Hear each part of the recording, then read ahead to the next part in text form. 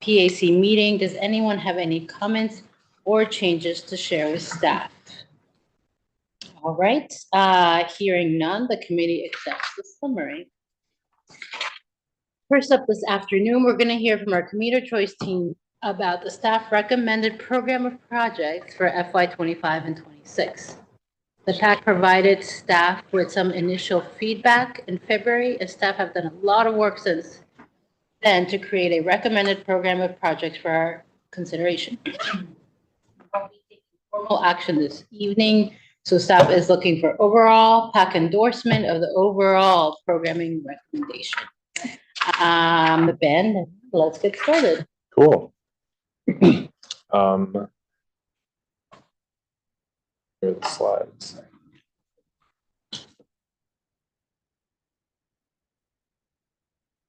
Okay, back with you again.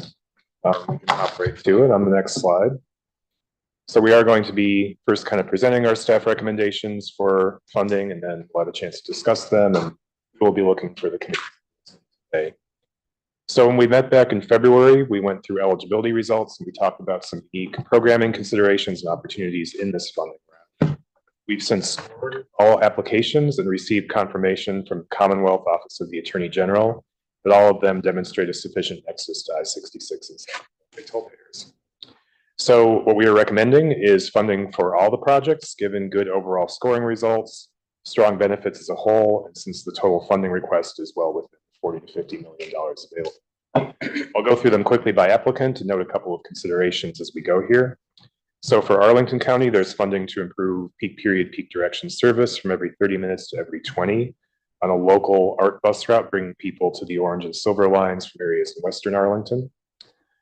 For Fairfax County, we have continued funding for 3 connector express routes into Arlington and DC that have seen good ridership rebound in recent quarters, as well as a bike share expansion along I-66, kind of parallel to the corridor, starting in Vienna and kind of stretching out to the west.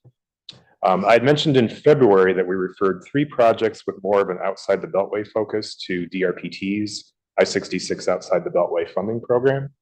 So the next one on the list is one of them. It's peak period service on a new local Fairfax connector bus route, 610, that would parallel I-66 basically between Centerville and the city of Fairfax. So we've kept all 3 in our process, and we will continue to do so, while DRPT is basically developing their own program of projects in parallel to ours.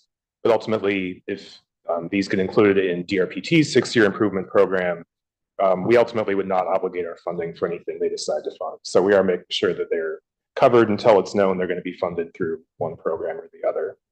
So there are a couple OmniRide projects that I'll get to in a second that are in a similar situation. For Loudoun County, we have continued funding for 2 commuter bus routes into DC that have had good ridership growth as congestion has kind of become more severe again. One is from the Dulles South area, and the other is from the western part of the county, picking up in Harmony.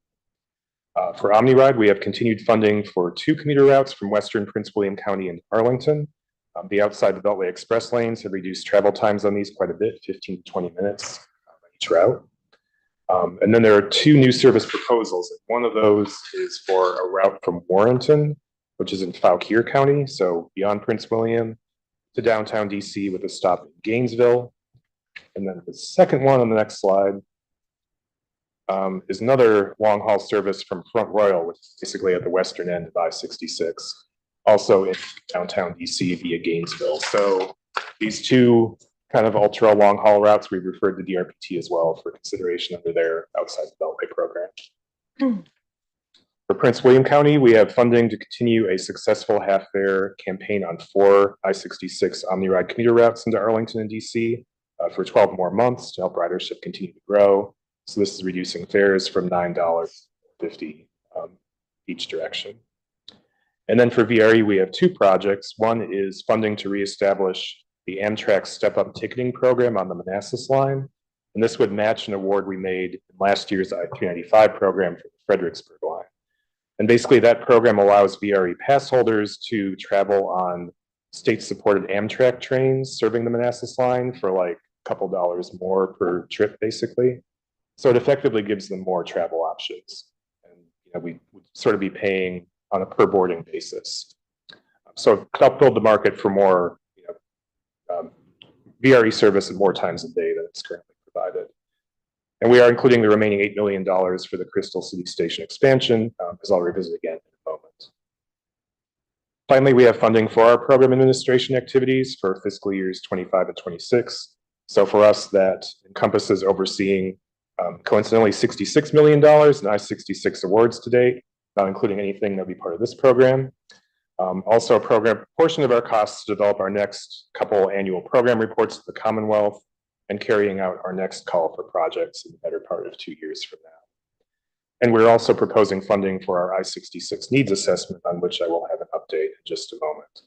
So overall, this would be an impactful program, 2,700 daily trips, additional daily trips in the corridor across all the projects, and significant reductions in vehicle miles traveled, travel delay, greenhouse gas emissions, and commuters' fuel expenses each year. Hey, Ben, I have a clarification. Yeah. Are those benefits, those are just the ones that are not with asterisks, or is it the total project? That includes everything. Okay, good. Okay. So if those do get funded through other means, those benefits still will be realized ultimately. Absolutely. Through our funding. Or Thanks. slide, please. So in February, we discussed the concept of including the remaining $8 million for the Crystal City Station expansion project in this year's I-66 program. Given that it has an access to both corridors, funding availability for programming it here instead of the next 395 round, as well as VRE and Commonwealth support for making the funding available sooner. The Office of the Attorney General has since concurred that the project demonstrates an access to I-66 toll payers, so that's good. So for all these reasons, and since the committee was supportive of the concept back in February, we have included that in the staff recommended I-66 program. This project had received its initial allocation in last year's I-395 program. The original intention had been to fund the rest of it in the next 395 round, but we have an opportunity to do that sooner here in this 66 program with no disadvantage to any other projects. Slide, please. We also discussed in February our proposal to conduct an I-66 needs assessment in collaboration with DRPT to identify a set of investments for which our applicants could pursue funding in future rounds, as well as opportunities to set aside funds to support transformative capital projects, which might include metro rail and/or passenger rail capacity expansions in the corridor. And based on the committee's support for the concept back then, we've fleshed out the scope and budget a bit more and been coordinating these with DRPT as well. So we're looking to build up the pipeline of investments in 3 main steps. First of all, basically doing a look through existing transit plans and capital programs for eligible projects that are consistent with programs. We've done this in most of our funding rounds anyway, but we would take a closer look through things. We would then conduct a quantitative assessment of current and future travel needs in the corridor.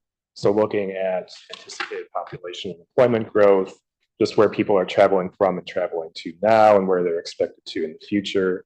And use that to identify some potential gaps between the needs and the supply to be out there through existing services and infrastructure and things that are planned. And then maybe the most important part is we would convene in-depth workshops with all of our eligible applicants in the corridor, jurisdictions, as well as transit agencies to discuss what they see as the most important goals and needs for corridor travel from their perspectives and potential investments that could help meet these. So things that might have been identified in the plan review, but also just a chance to think more broadly about, here are some kind of more creative ideas, beyond specific transit services, things like helping fill in the street grid to enable new development around stations and things like that. And then we'd hold a single follow-up workshop at the end, just with everyone to kind of tie it all together, review common themes, look for opportunities for collaboration. So the $250,000 that's in the staff recommended program for this represents half the total budget. We would expect that DRPT would fund the rest through their outside the Beltway program. Next slide, please. So we will stop in a moment for discussion, but we do seek your endorsement today of a program of projects for referral to the full commission for a briefing next month. Tomorrow, we open a 1-month public comment period on all the projects under consideration for funding. We will give you all an opportunity to help promote that too, if you would like to, through your own channels. We will share all input that we receive with all commissioners prior to adopting a program of projects in June. So in June, we will also seek commission authorization to do the contracting for the needs assessment work. We expect we're going to use DRPT's bench contractors for that, which will save some time and effort. And then later in June, we will seek the CTB's final approval of the program of projects as part of the 6-year improvement program. And we look to then execute standard project agreements for selected projects and get going on the needs assessment work in July once the new fiscal year is underway. So that wraps up my presentation. Thank you so much, Ben. Before I turn it over questions or comments, I am not looking forward to seeing it, but I was out with the comms team yesterday filming a couple of Spanish videos, and Monique is such a pro that she timed it to have OmniRide behind me. Of course she did. Question for I think the public and for us. For slide 1, the projects that were recommended.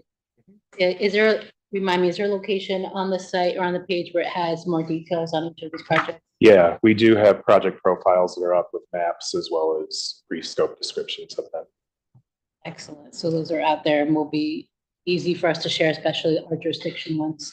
Yeah, all of the comment materials will be going up at 8 a.m. tomorrow. So set your watches.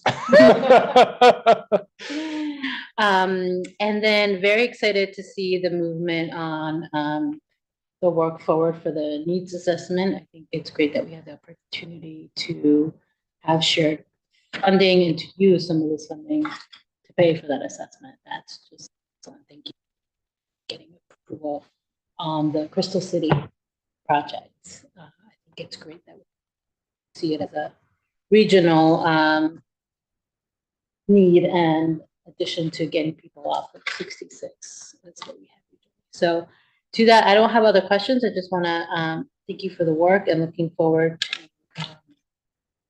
the next steps. And for me, the timeline seems appropriate. We're kicking off the public comment tomorrow on commuter choice and being able to start the new year. Yeah. We would have an update for the full commission at the May 2nd meeting. Okay. Any questions or comments from our commissioners? All righty. Okay. I know, you're just gonna let Vikram take all the hard questions. Yeah. Did you say there was somebody online? No, there's no one online. There's nobody That's online. Tom. Oh, okay, okay. Yep, it's just us. Okay. It's live streamed.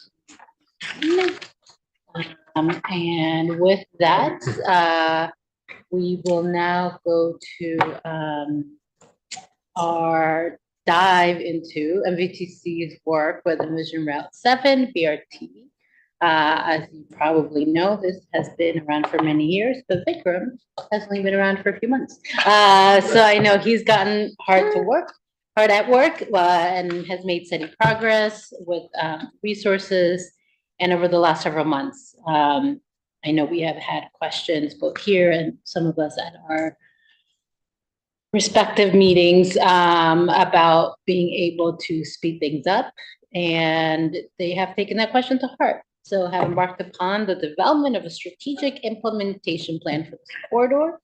Vikram is here to talk us through the key elements of the plan to lay out how the region will collectively transform transit along Route 7 from the great service we have today to the busiest bus line to high capacity and context sensitive BRT service of tomorrow. So with that, Vikram, take it away. Thank you so much, Commissioner. Good evening. My name is Vikram Sinha. I am the Senior Program Manager at NVTC for the Envision Route 7 program. I'm happy to talk to you some updates on the project. Just really quick, we have a map here of the regional BRT network.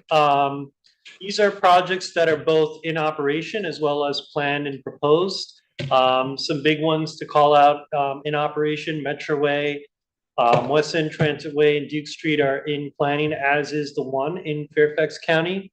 And these are all great BRT projects. I think what makes Envision Route 7 stand out amongst these is that Envision Route 7 connects multiple metro rail stations as well as different opportunity centers, and it's kind of grounded in the north at Tyson's and grounded in the south at the Mark Center and Southern Towers. So in between that, 4 jurisdictions, a lot of communities, and it's traveling through the region, serving a lot of different folks.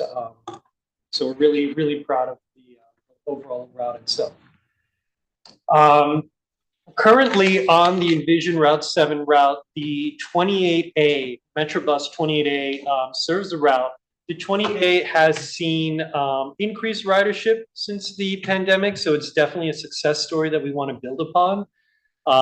It's an opportunity here to make a good service better, and unlike other BRT projects, we have an existing bus line, so we have a record of success. We know that the ridership is there and that there is a potential for additional growth.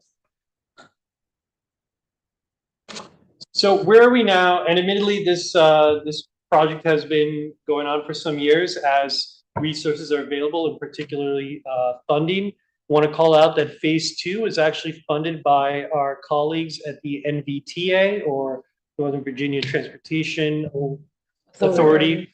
Thank you. And phase 3 was completed before the pandemic, and of course, the world has changed a lot since 2020. We've recently completed a phase 4 study, and we're looking to start one. And then after that are these other phases with final design, construction, service planning, operation. So a lot of steps to go. Just speaking to the study areas, we're recognizing Fairfax County's completed phase 4-0, which is from Spring Hill Metro through Tyson's down to 66. And then we recently completed phase 4-1 in Falls Church and Arlington County, and we're looking to complete our next phase, 4-2 from Seven Corners down to Mark Center. And there's a lot of interest in that. Our colleagues in Arlington and Alexandria are helpful on some topics of conversation, as well as Fairfax County. So just taking a step back, what we talked about previously was the traditional capital project timeline. This timeline is kind of going in a linear progression, and it kind of reflects the traditional way of building a capital project. As we kind of hinted at, there's an existing bus service here already. So we see an opportunity to leverage it and deliver a project faster. Definitely heard a lot of conversations over the last few months from folks where they're asking for something to be delivered to help the region and the customer. So our strategic implementation plan looks to layer enhancements to improve bus service on the corridor. We believe the region does not need to wait for some of these proposed capital projects to begin. We are looking to enhance service by leveraging smaller targeted treatments within each jurisdiction. And, you know, the bus is a flexible mode of transportation, so it is by no means fixed route. So we can look to work with the bus operators as well as the local jurisdictions on having the bus serve the community better. So this graphic here kind of reflects how we're inverting that traditional model. What we're looking to do is, after the completion of our 4-2 mobility study, again, that's Fairfax County and Alexandria, we will be looking to go to each jurisdiction and having a conversation with them around what does preliminary design and final design look like for you? What are the treatments that work within your jurisdictions? And kind of breaking this bus rapid transit project into smaller, manageable bites. Along with that, we recognize that the 28A is operating on the corridor, and so we can do those targeted improvements to improve the 28A in the interim while we deliver BRT over the longer term. So this slide kind of just shows what that process would look like in brief. And then what is layering transit improvements? What does that really mean? Well, there's different things in the toolbox: transit priority, bus lanes, enhanced bus stops, and these are all different tools in a toolbox. By no means does it have to be all of these treatments at the same time or at the same location. So we believe that these incremental improvements will help improve the 28A and allow customers to enjoy a better experience while we look to implement longer-term capital projects. We do recognize that it's context sensitive in each jurisdiction, and so we want to work with jurisdictions on a multimodal treatment, really enhancing those local opportunities. And our goal is to increase the efficiency of the bus and really enhance the passenger experience overall. These are in brief some capital projects along the route with the dollar amounts. We're going to dive into each jurisdiction, but I just want to recognize that this is a regional picture of how all these projects will come to improve the 28A as well as other buses that operate along the corridor. So a lot of opportunities for the bus to really improve here. And all these projects are on different timelines, different funding mechanisms. Just within Fairfax County, we're looking at phase 4.0 here, and that's the big headline here is not only a widening of Route 7 to facilitate BRT, but also implementing bus rapid transit in general, kind of the gold standard with center running BRT down to 66. Additionally, in the Mason District, there are 7 Corners Ring Road improvements. All these projects are going to utilize funding from our partners at the NVTA as well as state and local funds. So, you know, these projects are going to be great for BRT on the corridor. And sorry. Yes. What, to clarify, when it says MVTA 70% and MVT 70%, 70% from MVTA or state, local, and MVTA 70%? So MVTA is 2 different ways of they've got 2 different pots of money. 30% goes straight to Fairfax County to do what they need to do. 70% is that's the competitive pot. So sometimes referred to as the MVTA 70%. Or the MVTA. Sorry, and that's a great question, and we can look to clarify that. Now I know who I am. Thank you. It's going to be staff for a while. Happy to have you on board. Yeah, thank you. So yeah, 70% would be what goes to the transfer. Okay, thank you. Timing is RT. We just got to City of Falls Church. Time for Falls Church. You could hear us, couldn't you?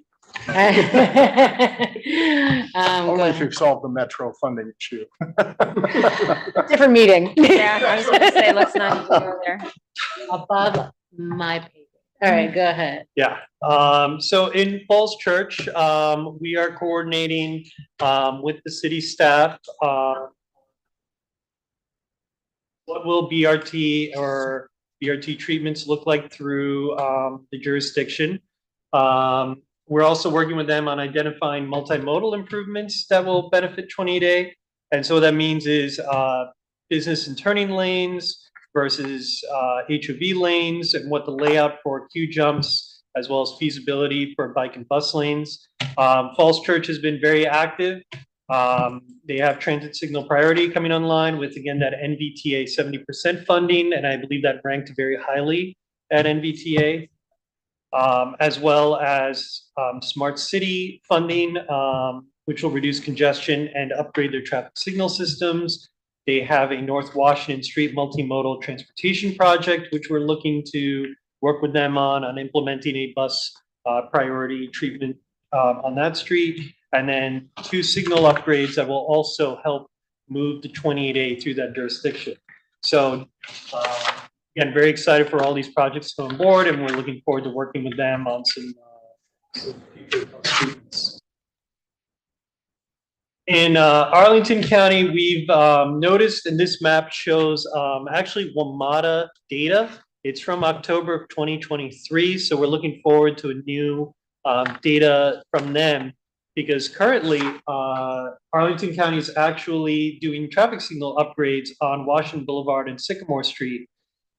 They are also expanding the bus bays by 75% at East Falls Church. And we believe that will also help the 28A get out in and out of that location. And we're looking to have continued conversations with them about improving the 28A through the East Falls Church area. So already some positive stories there, and we're looking forward to building on that. Sorry, another clarification. Yes. I noticed, and it might be just where we are in the phasing. For Fairfax County, we are looking at roadway improvements and widenings for BRT. And I know we're trying to do things quickly. For the other jurisdictions, is that just perhaps open down the road, or are we only looking at non-expansion? It depends on what treatment the jurisdictions are pursuing. That's a great question. I think Falls Church has, especially the staff, but also the city council's expressed some apprehension at the idea of roadway widenings because it is a much narrower right of way. So there are bus rapid treatments that can occur depending on policy as well as priorities. And that is part of the reason why we're looking at a shared bike and bus lane with Falls Church. Just realizing the reality of a roadway widening would be both cost prohibitive as well as have a lot of policy implications for them. And then other jurisdictions, we're working with them on seeing what their appetite is. For instance, in Arlington, again, you have a narrow right-of-way that the 28A travels south on to get to Seven Corners, but what would be their appetite on looking at roadway improvements there to facilitate a shared bike and bus lane? The multimodal approach, right, has different flavors to it, and sharing that bike and bus lane, what is the comfort level? What are the possibilities of recognizing, the trail as being a bike facility versus the road itself? That's conversations that we can have with them. If I could add, so from Tyson's to 66 has had the most analysis done. And so that's why we finished working with the city. So that next phase is going to have that same deep dive as the Tyson's to 66 already has. So lots of great questions that the team's going to be exploring that have kind of already been answered for outside Beltway, but not yet for the rest of the corridor. Yeah, and honestly, the Fairfax County segments, just because of the right of way that's there, you have the most opportunity to do the expansion and put those kind of center running lanes just because of the amount of right of way that we don't have. So that's that context sensitive side of things where you have the space, you put as much as you can. When you're more constrained, you do more strategic things. So the cross section is never going to be uniform all the way there. It's going to move back and forth to fit what it needs to fit. Yeah, thank you. Great points. Just moving on, Alexandria. So this is our upcoming phase along with Fairfax County. I think we've had some really great conversations with Alexandria as a preliminary to get to this point that we can show you this. Here is some of where the 28A differs with our Envision Route 7. So we're having conversations, or we're looking to have conversations with Metro as well as with Alexandria and other stakeholders just to improve the route, simplify it where possible. It's going to be a community conversation, and so it's going to hopefully lead to a more simplified route that will lead to better travel times. Just wanted to call out the intersection improvements at King and Beauregard. The reason why that's of interest to us is as we look to realign the 28A, we recognize that that intersection isn't the most pedestrian-friendly environment, that you may not want to have someone get off from the bus and then be faced with a very hostile environment across the street. And in talking to our colleagues in Alexandria, we discovered that they do have a plan to improve that intersection with a lot of pedestrian safety improvements. So that helps us feel more comfortable with pursuing this conversation and really tees us up for success in that end. And then, of course, the West End Transitway, just having the bus share that treatment allows us to improve the bus service and recognize that they have a project in place that the region can benefit from.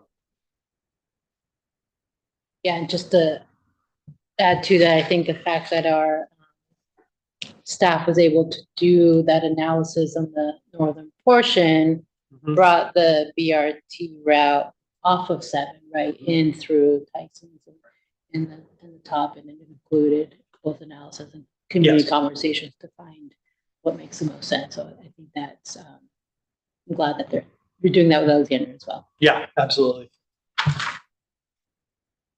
And then briefly, WMATA. So we're working with them on incorporating our BRT alignment into their bus network redesign effort. We're investigating feasibility of higher frequency bus service with them and the resources needed for that. As you saw previously on the Arlington slide, we're collaborating on data sharing, and we're having conversations with them on pain points for the 28A as it travels through the region and how we can make improvements on it.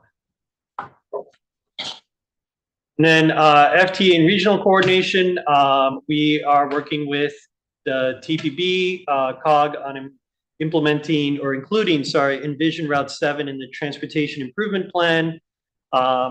And TPB is a key partner to enable use of the federal funds for Route 7. DRPT is a sponsor study for the TIP or Transportation Improvement Plan, and they're also a potential funding partner for implementation. And then the Federal Transit Administration is a key dialogue partner as well.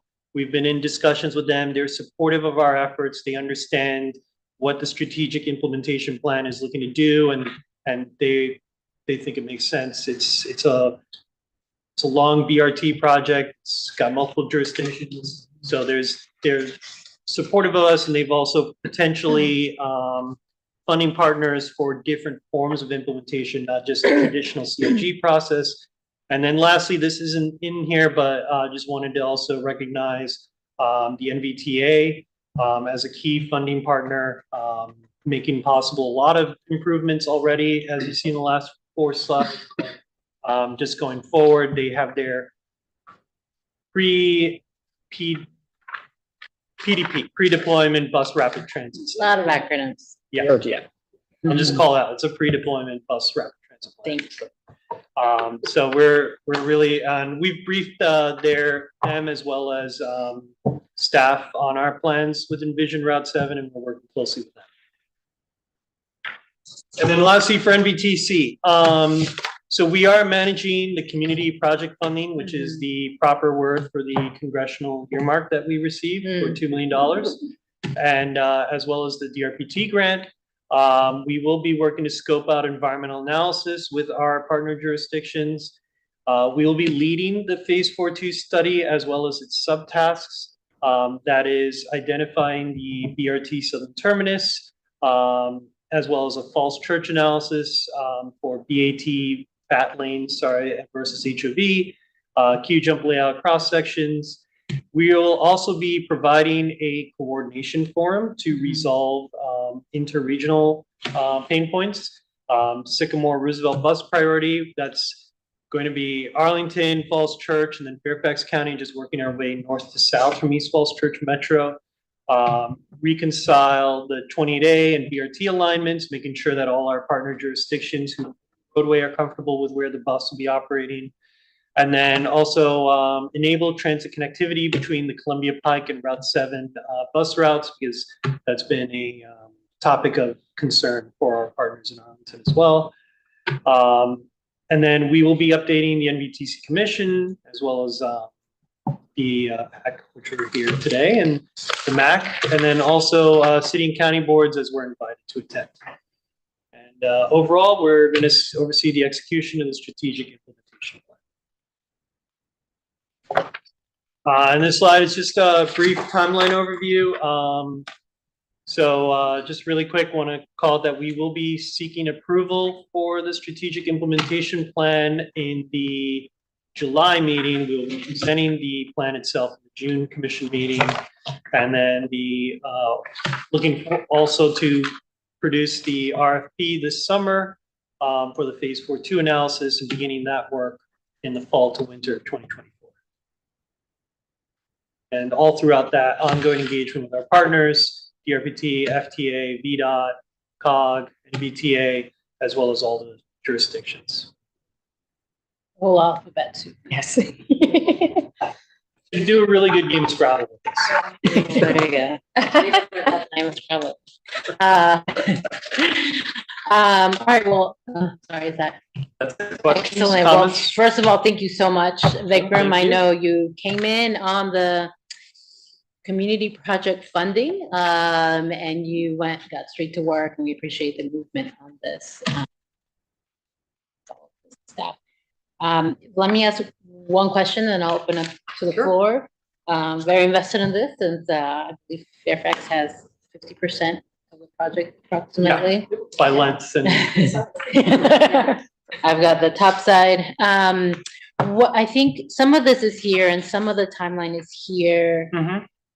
If not now, when, and knowing things change, when do you think we can start to see some concrete timelines as to phasing in either the layering part of it or the phasing of getting to construction, and ways to look at, I think you have the funding sources, but ways to really look at planning if we need to start planning internally and thinking about all of the funding partners out there.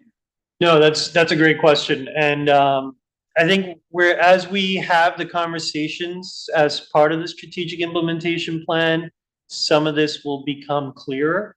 But forecasted out, there's 4 jurisdictions, there's multiple possible operators, and there's always that, I called it resources, but it comes down to all the different funding mechanisms, operations versus capital, very different buckets. I think we can look to work with WMATA on increasing bus frequency, and at the same time, these projects that we were recognizing kind of come on board. The improvements in 7 Corners will do a lot to make the bus travel quicker.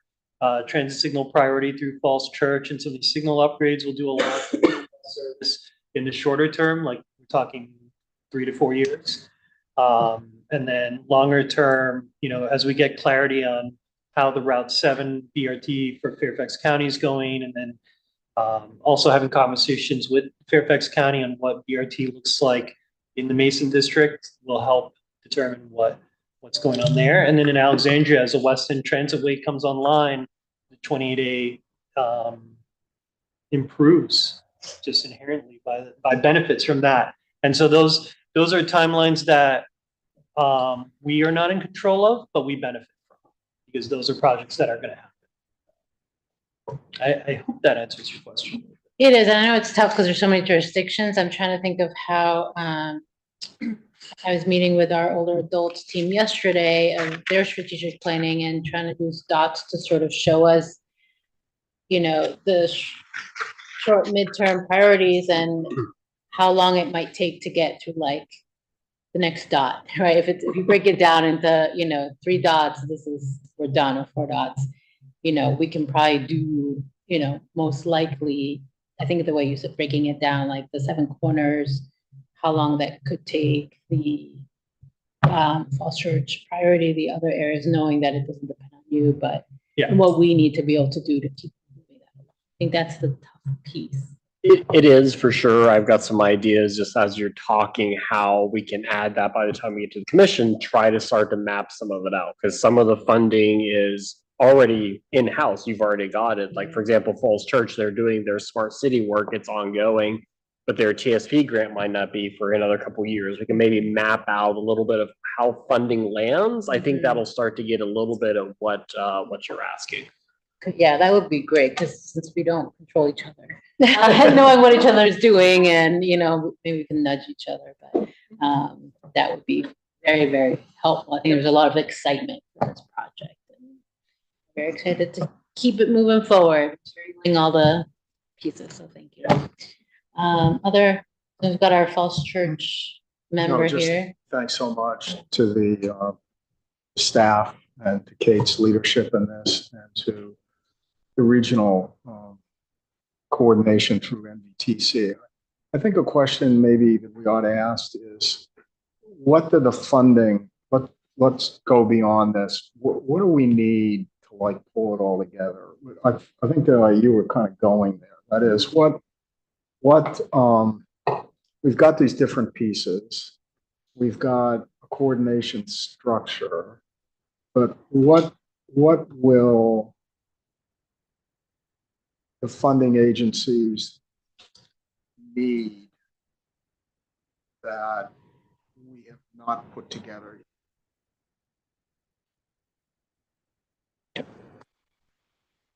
And that's just a question we can answer.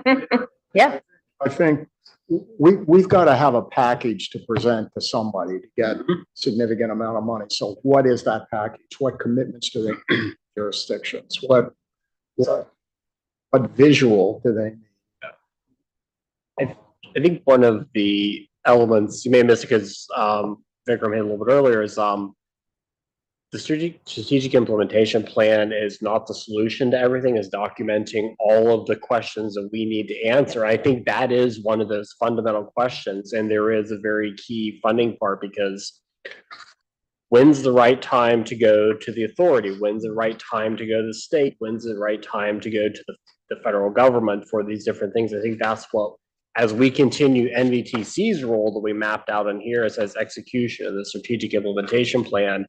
This is not a static document because things are going to keep changing over and over. I think that's where that's going to get built out, because that's what we're trying to, NVTC is putting the pieces together and helping everybody. It's like, all right, Fairfax County, can we sit down and talk to you?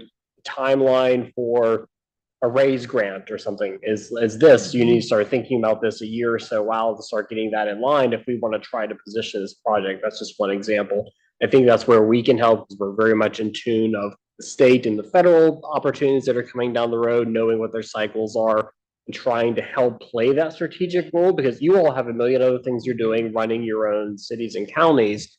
How can we add that extra help to put you on notice? Like, oh, by the way, this is coming up. Is this in your budget? Is this something that's on your work plan? Different things like that. We can continue to play that role, which I think gets at that being strategic, because you're right. Sometimes the money is 6 years out. Sometimes it's a year out. Sometimes it's 3 years out, and putting all that, layering that all together may seem like it's going to take forever, but that's what we're trying to do. Where can we get stuff in there faster, sooner? Some programs a little bit faster. Commuter choice, which we heard out a little bit earlier, that's one. It's usually the next fiscal year. It turns around pretty fast. MVTA, the authority, it's 6 years out. So we're playing that game of trying to figure out where to piece things in at the right place. But that's an excellent question. I think that Vikram's going to be working very hard at tracking and keeping up to date as things come. Things advance, things change. Yep. By no means is this all the projects on the quarter, but this is the most immediate projects that will improve the bus. And what do these funding agencies need in order to say yes? That's a great question. Some of it is for the transit signal priority, the case of Falls Church, evidence that it's both multimodal as well as having a clear environmental benefit. In other cases, the discretionary might be as simple as just applying and writing a very good justification. Yeah, I mean, I was going to say, so the approach now is, and just because I know that you joined us a little bit late, is we don't need to wait until there's a big, $500 million package that we apply for. What Vikram's identified working with all the jurisdictions, there's actually a lot of small things that we can start seeing improvements in the corridor almost immediately. And so that's why those smaller packages we can find different places to fund those that may have an easier threshold to get that money than if we waited and all of a sudden went, for example, to FTA for a capital investment grants program to do it. So that's the part of this strategic plan that we'll be looking for the commission to endorse and hopefully then follow up with each of the jurisdictions, is really the vision, and understanding that the vision, a part of that is going after all of these little things as we build up to, there will be a point quite possibly that there will be a big construction thing, let's say to make really nice looking stations or what have you. But there's actually a lot of amazing opportunities to make improvements faster than that. And so that gets to your schedule as well. So the question is the schedule is for what, right? Is it doubling the speed of the bus? Okay, so maybe there's a package of things that will be able to do that. Is it let's say eventually making, stations, fancy looking stations or whatever. So I think those are the types of things, it's getting agreement about what those things are, make it possible to start getting to, and when the funding's available, getting those dates. And a big part of it as Yeah. well is you talk about what do we need to put out there for people? There's people that are funding partners, then there's also the writing public and the general public. I think that's going to be a huge part. We've done a lot of outreach so far. There's gonna be a lot of outreach in the next bit of analysis. We just made a connection with, I get the acronym right, the Tyson's Community Partnership Alliance, I'm sorry. Tyson's Community Alliance, we made a connection with them I bet that today. was hard.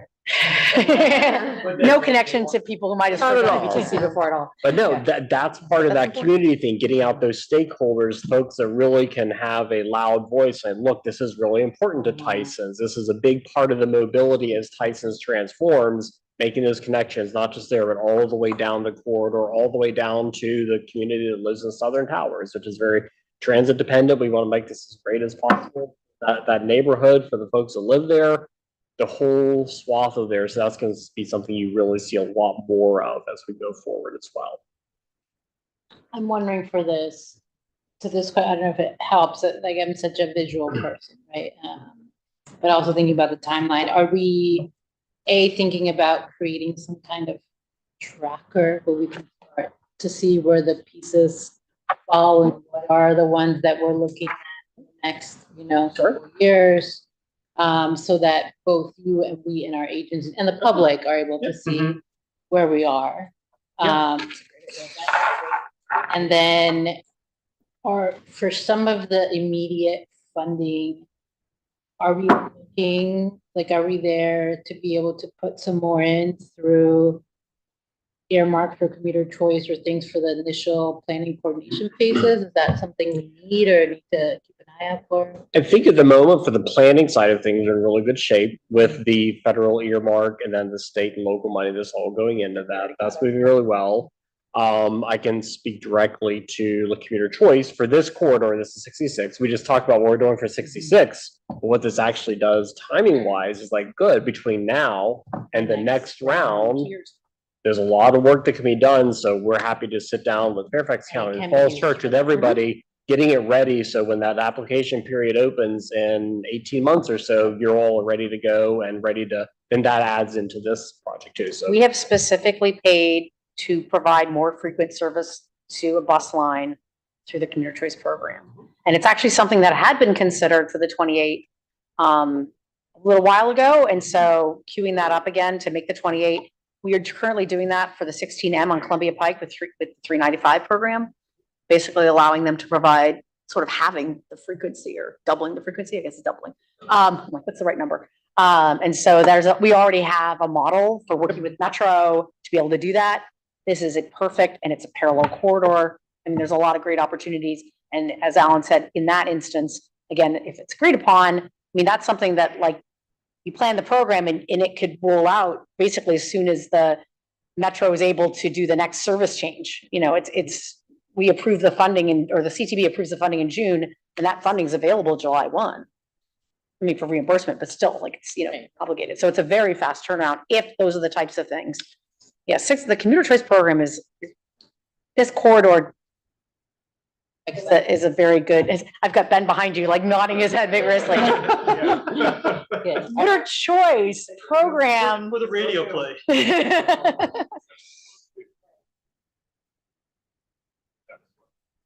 Yeah. Perhaps that could certainly be part of. It's really helpful that there's a precedent for it. Makes my life easier. I'll make it hard. Let me go back. I think I may have cut you off, Dave. No, appreciate it. Thank you. Any other questions or comments? I had some basic questions. These terms are not familiar to me. Yes. And as a suburban bumpkin, I'm just looking at this like, oh my God, this is so advanced. We don't have anything like this in Loudoun County. But when you started talking about the multimodal aspects of it, and some of my questions were like, as I was writing questions, you were answering them. So it sounds to me like for the multimodal aspects, it's just going to kind of depend on what's on the ground at the time. But, right, and you're gonna be trying to preserve, I presume, pedestrian access. Makes me a little nervous to have a bus and a bike the same, but I'm sure it's happened before. It's happened before, it'll happen again somewhere. Especially she's saying like, let's double the speed. I'm like. There's Big policy question that's Yes. going back and forth. Yeah. Now, Vikram's has- Yeah. And do you there's- envision like having a separation, like if it's a bike lane as well, like? It you know- depends on how wide the road is. That's really, the wider the road, the more options you have, but then there's a certain period where the road becomes so wide, the speeds increase, and then it's a challenge to have a bike on a roadway where cars are going 40 or 50 miles an hour. There's an organization called NACTO, or National Association of City Transportation Officials, and it's kind of the counterpart to what a state DOT organization would be. They kind of advocate for cities and smaller jurisdictions' transportation needs. So they came up with guidance, which is by no means like the rule of the land, but the guidance is you can have a bike lane if the bus is operating with a certain frequency and the speeds are of a certain level. It's kind of like XY graph. So that gives planners and transportation professionals the comfort level to say, yes, we can put a bicyclist on the same roadway as a bus, but it's not like a hard and fast, you can do whatever. It's definitely context sensitive. And I kind of have a really dumb question. There are no dumb Not questions, dumb. only dumb answers. The priority light signal, what Transit signal priority. does that mean? What happened? I see the So, little. Don't worry, I had all of these right before you joined the commission. No, this is great. Yeah, no, transit signal priority. So the bus has some sort of communication device with a transit signal, and the transit signal has something installed. Basically, it's like a mini computer with like a modem or something. And as the bus approaches, the signal recognizes that the bus is nearby, and either it'll prolong the green to allow the bus to travel through the intersection, or if the bus is provided something called a queue jump, where it's given its own lane of travel and it jumps to the front of the line of all these vehicles, then when the traffic signal recognizes the bus there, it'll give it a special signal, which is what you see, that black circle Yeah. traffic head. And so that'll give that's a signal to the bus operator that you have the right of way, you can proceed. And The black one says that? yeah, and it'll still be red for all the other motorists. Truly gives the bus priority at that signal. Is the first piece of it similar to what our emergency vehicles have? Similar technology. Yeah, similar to. Another nodding head. Oh, okay. I Wow. see for the folks on radio. That's some pretty head nods. cool. Doctor thing. Okay, thank you. Thank you. Yeah, no, these are great This questions. is fascinating. Back to your first one, and I know, I think Falls Church has had quite a few questions, and I know each of our jurisdictions is a little bit different. Trying to do anything we can to reduce any bottlenecks, right, along this corridor within the limits that we have. And share the concern on having the bikes, share those lanes. In DC, I was almost knocked over by a bus on my bike. Is there, are we looking to see if there's room, and I guess that's maybe a city's question, to even include, the bike lanes like along Constitution, or having shared use paths for those bike lanes? That's a conversation we're having with You are, all the right. jurisdictions, not just Falls Church. But Falls Church has got a lot of irons in the fire. So we're looking to integrate with their North Washington Street multimodal project, and then also leveraging the 4-2 analysis. We're going to have a subtask in that, just to look at what kind of bus priority treatment, like red bus lanes or an HOV lane, which is what the city staff was kind of recommending, what would work, what would provide benefits, and how to advance some sort of treatment. And is there a policy that needs to be looked at some point across the whole BRT that not to use priority again, but prioritizes certain ways to do things that's feasible, and then if not, we look at other ways? Oh, kind of like a decision tree, if you will? Yeah, that's the word. I I don't know, is that too far? It's just easier to work with each jurisdiction, but Yeah, I think each jurisdiction kind of has its own decision tree, but it helps to build off of prior commitments that each jurisdiction's had. It's, in the last few months, it's been really nice to be like, well, this project hasn't gone away.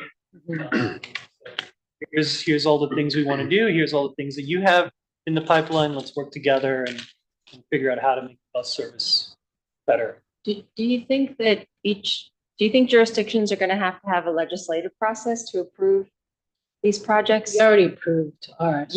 Okay.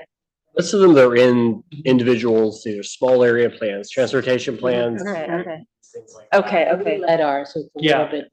I think like for Alexandria, a lot of it's advanced. Well, that's good. That'll speed things up. Oh, Yeah, I think if you want to get a flavor of all of what this corridor is realistically probably going to look like, is go down to Alexandria and Arlington, ride the Metroway. The Metroway is very much does this. It goes into mixed traffic, into dedicated lanes with signal priority. Then it goes back into mixed traffic, and there's bike lanes over here. Then there's HOV lanes. It has every treatment that we're probably going to see here actually exists there. So it's a good example in our backyard. You see how it works. As well as you see the Bring your policy bike. decisions that Let's we do it. made to make it work. And when I worked at Yeah. Alexandria, it was a big discussion. Are we going to let bikes in the bus lane or not? It's been going on for years. So. Great.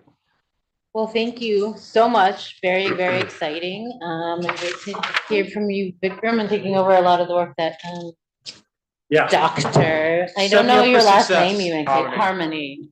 Harmony, but I like it when he says it. All right, perfect. So to that, very excited. Our last program update is the strategic research plan. Back in February, we participated in a work session to provide vital input to the plan. I was virtual for that one, so thank you. Xavier, Dr. Harmony is here to give us an update on his work, which includes a work session with jurisdiction and regional agency staff. So a lot to know. There's always that coordination collaboration. Take it away. Slide, please. So this first slide here is just giving an overview and a reintroduction to this project. The middle part is the deliverables, what we have asked for, was the outcome of this study. There are three main parts. The vision is focusing on what are the specific ideas that MBTC, or themes, I should say, that MBTC should be focusing on. So what is considered in scope is a big picture ideas that we think that MBTC should include, should possibly research. So these aren't specific ideas, these are just overall themes, and I'll touch on more of that in a moment. The research pipeline is one of them is a very process-oriented thing. It's to help staff basically get ideas, figure out whether they are within scope and fit within MBTC's work plan. So vet the ideas basically, are they something we should consider? And then how to prioritize ideas. So we can't do everything as much as we'd like to. So we have to figure out some way to prioritize them. So there are three parts to that research pipeline: get ideas, figure out if there's something MBTC should even be doing, and then once we've done that, prioritize them. Very process-oriented part there. The final part is like, once we've figured out what ideas we're doing, how do we do them? So there's partnerships is a really important part of that. I can't do everything. Sophie, the senior program analyst, helps me do a bunch of stuff, but we can't do everything together. And so partnerships can expand our ability to do stuff even more. Partnering with universities, with consulting firms, with other organizations to help us get work done. Part of partnerships is funding, figuring out how to get money. So we have our traditional sources that we've been using, including local funds and money from DRPT. But there are other financial opportunities out there that can help even further expand what we can do here. And then finally, product dissemination. The best study in the world is useless if people don't know about it. And so how do we get the message out there that what we have done is great or worth paying attention to? So those are the deliverables. We got information and inputs from two main categories of information. One was just called desktop research. So essentially, we've been working with a consulting team, great group of folk who have literally looked around to see what other examples of public and nonprofit research programs are out there, and how do other people do this. We don't need to reinvent the wheel. Let's learn from others, see what kind of things they do, how do they prioritize ideas, where do they get their money and support from? And so we can learn from others. Part of learning from others is also we can get from stakeholder engagement. So as we talked about already, we have had stakeholder engagement from the PAC, from this group, last month, 2 months ago, February. It's been a last year already. I know. As already mentioned, we also engaged the jurisdictions, which also include regional partners, in a workshop. We had that, that was last month. And so that included all the jurisdictions, that included in under the MVTC umbrella, but also our neighboring partners in PRTC, and also regional organizations like MBTA, COG. We had a lot of people in attendance there. It was actually just enjoyable experience, because it's not very often you get all those folk in a room. And I think it was something that everyone found really interesting. And so I'll talk about more of that again as well in a moment. And then the final thing was the interviews. So we had subject matter experts, both from Virginia and around the country, who could provide input on how their organizations do the vision, research pipeline, research support. So learning from others was a big theme of this, because again, I'm a big believer in not reinventing the wheel. Other people have been doing this stuff for years. This is our first go at doing a strategic product like this for our research, and let's learn from the experiences of others. Next slide, please. So these are some of the key findings so far that we've learned from desktop research and interview findings. We mentioned, I think, last month, I would give you a bit of an update on some of this stuff. I'm not going to go through all these points. They're written down here, so you can just read them at your own leisure. But I'll cover the four main sort of findings so far on the left side of the screen. First of all, research agendas are typically rooted in larger organizational plans. I mean, it makes sense, but this is something that came up in the desktop research and the interview findings.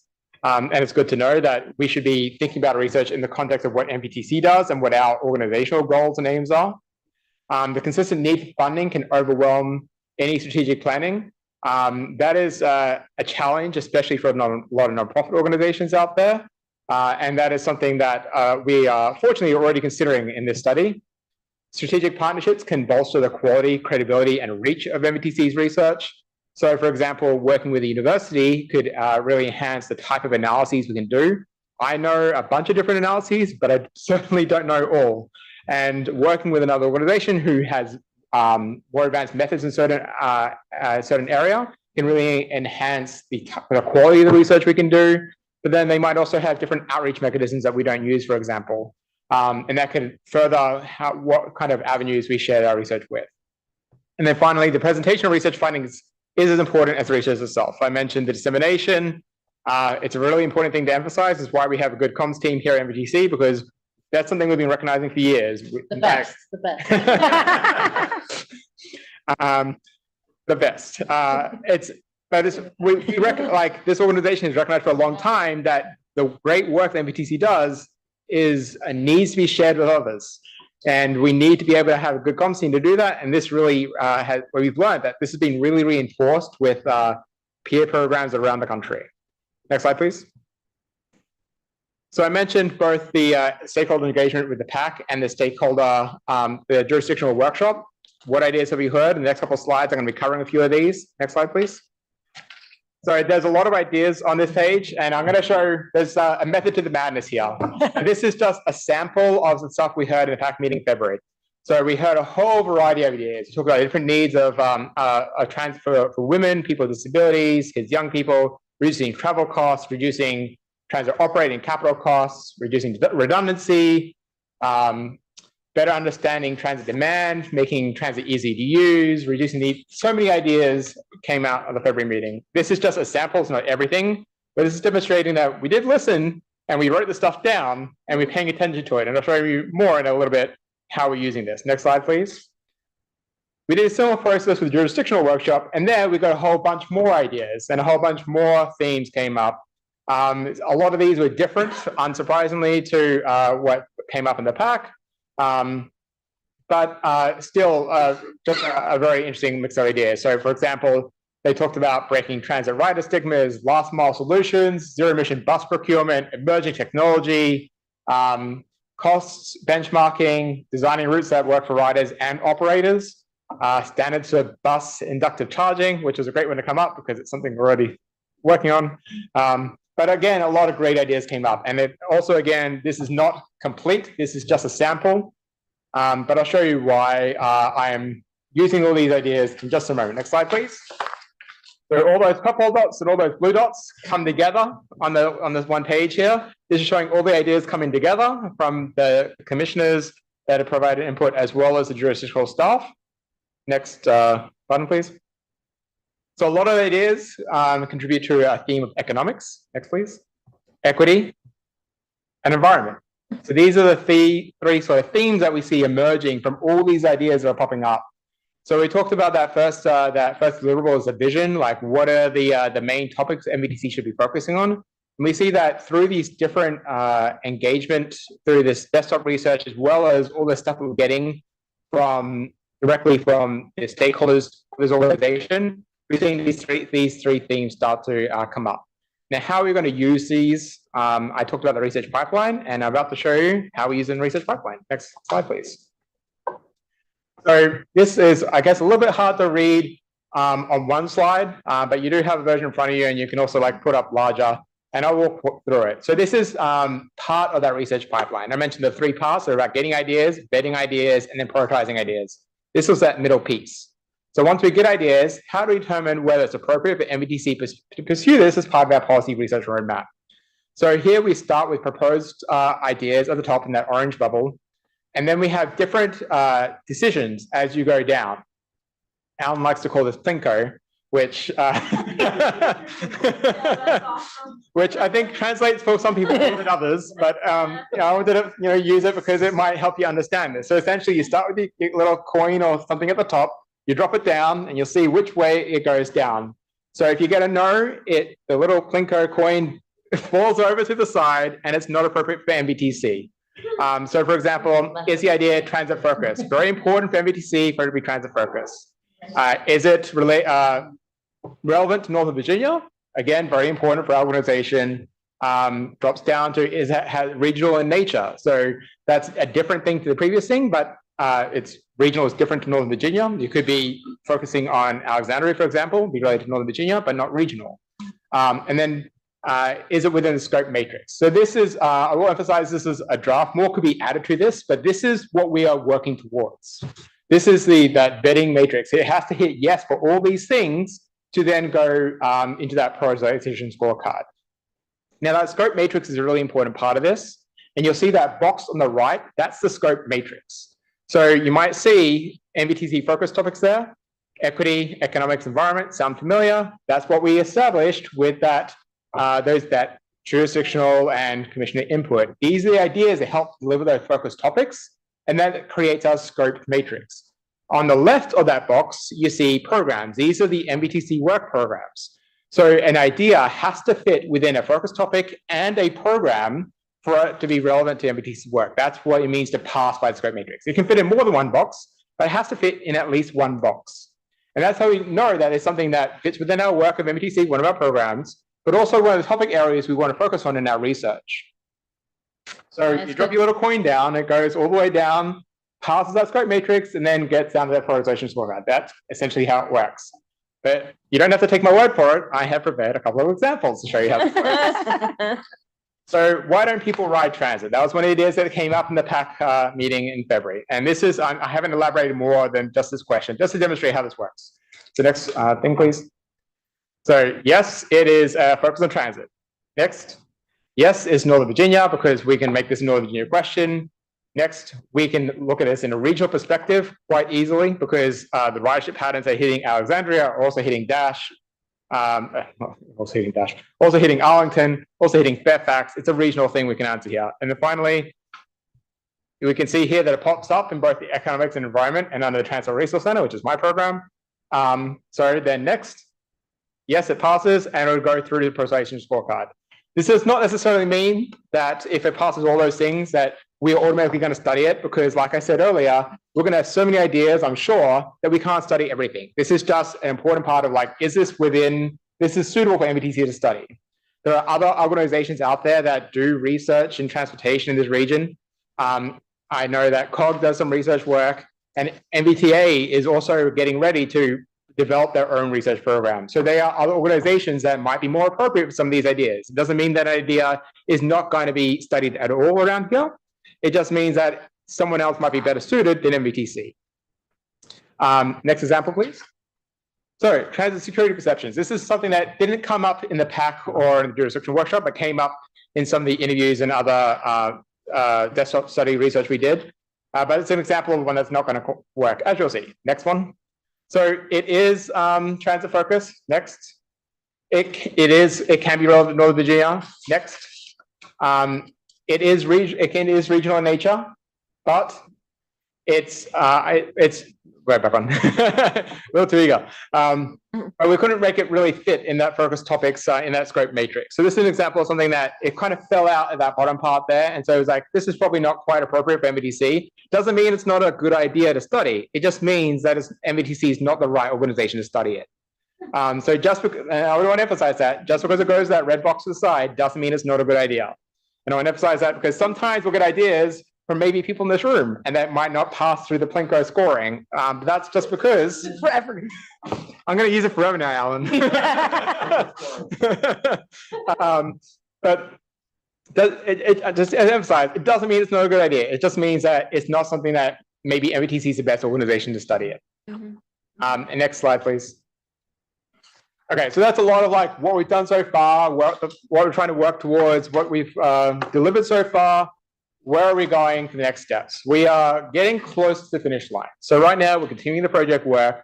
I've actually had a couple of phone calls and chats with my consultants just today, talking about some of this future work, refining the strategy. I talked about there are decisions there. We might add more. Don't know yet. We're just going to see how we can make this robust and useful to staff, because ultimately it's people like me and the other program managers who will be using this stuff. As part of this future work, it's identifying funding, partnerships, and dissemination methods. I talked about the importance of that earlier. That is being worked on right now. And hopefully we'll get some stuff that'll help us expand what we can do here. We're going to present the findings of this study, at least the preliminary findings, and some more of the stuff you saw today to the commission meeting in May. In June, we are going to hopefully have the final version accepted. And then we are going to present this work as part of the June summit, the Transit Innovation Summit, I think is what it's now called, on June 14th. Yeah, I got the date right. That's important. But this is informing what we're doing moving forward, and what a better time to think about what we're doing moving forward than the Innovation Summit, where we think about what we've done in the past and how we're going to move forward. Just going to give a small plug, but I'm going to have a panel that day literally talking about transit moving forward. So it's very timely. This whole project is leading up to that, and it helps inform what MBTC and my program in particular, but not just my program, does in the coming years. So that's a lot. Really want to show that we were listening to it and you gave us ideas, and we have used in this process, and we're developing a process that's going to be useful for the staff and hopefully the regional jurisdictional partners who work in transit, to develop something that is meaningful and produces some useful and interesting transit policy research. Happy to accept any questions. Well, thank you so much. Xavier, this is very exciting. Blinko is going to be your staff retreat. One, I think a clarification question is awesome. Before I open it up, looking at the timeline of the next steps, and so helpful. I just want to make sure I'm understanding it correctly, that from now until May, you are doing sort of the Plinko with all of the possibilities? We are just figuring out the process. So this is just like, so that's demonstrating how the process works. Okay. But we're more figuring out the Plinko part. Like, is this the right kind of strategy? Are these the right questions that we're asking? So that for the next 46 years, when we get new ideas, we can drop them down that process and see if they filter in or out. This is all about process right now. We are using ideas to test the process and then using that once they pass, using that in our list of ideas moving forward. So right now it's just getting that process down so that staff have something they can use to moving forward. Okay, and so right now it's the process. So does the process go all the way through June, or do you have a sense of what the research areas are going to be? So Come to. what do you mean by research areas? So the roadmap is, what we're reading right now is starting to vet these ideas, or it's just looking at how we vet ideas. There you go. Yeah, how you vet ideas. Okay, so no ideas are getting vetted Right. before June. And here's the thing, so our budget that we do every year, we present to you, outlines our priorities in general, and so that process sort of gets developed over the course of the fall, and we present that with our budget in usually sort of December, January. And so we want to have this process feed into, so when we look at our work plan, which would contain the research things, as well as our budget for next fiscal year, this would feed into it. And the thing is, it's great because we actually were able to get some early ideas. So, but the lasting legacy, and Xavier did such a great job mentioning it, is setting up for us, whether it be even 4 years from now, this is how NBTC should even approach new policy topics, especially, I think probably the buy-in and is on the idea of that priority Plinko. I didn't want to use it, but now we're calling it that. Legacy. The matrix, Priority Plinko. but and honestly, and it is really buying into this, saying, is this the way we should be thinking about research?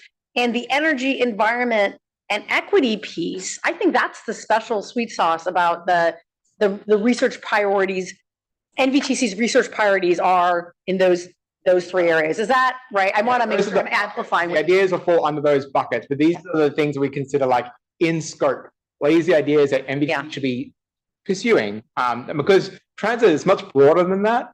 But we can't study everything, and nor should we be. There are many other organizations who might be better positioned for some of these things. This is just figuring out what kind of buckets should our ideas be falling under, and then do those buckets intersect with one of our programs? Because that's connecting to the organizational goals that we found in our desktop research and the interviews, for example. So that's connecting our organizational goals with the research goals. Is there an intersection? If there isn't, it's not the best idea perhaps for MVTC to study, but that doesn't mean it's not a good idea.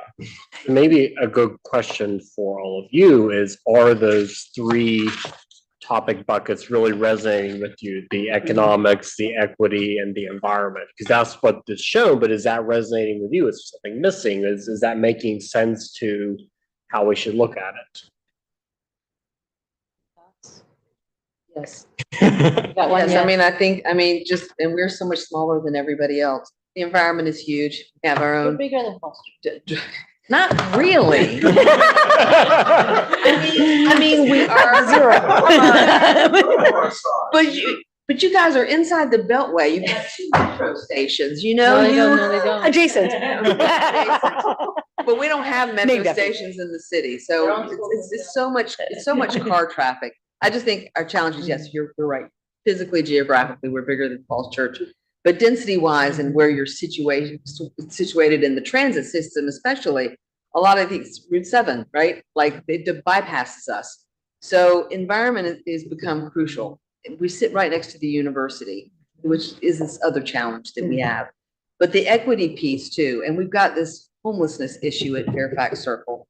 And the fact that we have a free bus system, and the people think that our free bus system is the reason we have unhoused people at the circle.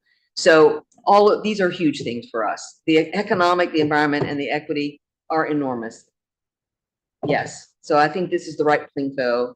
Right Plinko. In fact, I think it's just. That's it, Alan. But I think it's just a good decision tree for lots of things, not just what we're doing here. I'm looking at how we make decisions and prioritize things ourselves, and the fact that we should have something that's clean, and it makes it easier to try to figure out how to prioritize. But no, equity, economics, environment, that does it for me. Thank you. Yes, go ahead. I think some of these colored bubbles are pointing to more than one bucket. Yep, absolutely. Okay, so, because I was thinking that some of them could fall into more than one bucket, but do we think if they fall into more than one bucket on the matrix, that they would have a higher priority in what we research? Yeah, it's a good idea. Great feedback. That's what I would think. But yes, this is great. I was like, this guy must have a PhD in it. So I will say those kind of decision trees are kind of a hobby of mine. And with DRPT, because I'm a nerd, and when DRPT, I used to work at DRPT, made changes to their merit program. I did this for our first round, and Jen DeBrule printed out a copy of it, of the decision tree I made, and put it on her door because she thought it was so great, like as part of it. Because we were learning as we went, and so the decision tree really helped us understand the decisions we're making. And that's why I love these things. The more I do this job, I'm more thankful for certain people that have certain talents. You know, that like the guy who does our insurance, you know, that reports, I'm like, oh, thank God for people like you. I couldn't even. The bond guy. Yes. Guessing Like, about bonds. oh, thank goodness for people like you who are so interested and can do creative things. It takes all kinds. And nerd out on it, that's her. I like the fact that it's visual too. You know, speaking of things, Yes. I have on my wall in my office, Wendy Sanford's funding wheel. Oh. It is brilliant, it is. but it helps people to understand that there's 2 years and there's 6 years and there's different things at different times that you have to start thinking when they finish. But the visual is so good because it's so complicated. Yeah. But this is a great visual too for the same reason. I'm a visual person too. This would help to explain to people how it works in a very practical way. Good to hear. I appreciate the feedback.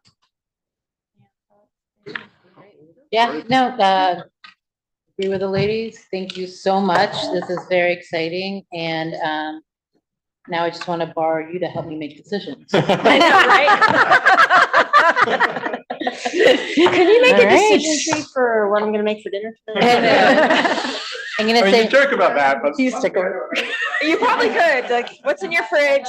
What- How my mind works when it comes to.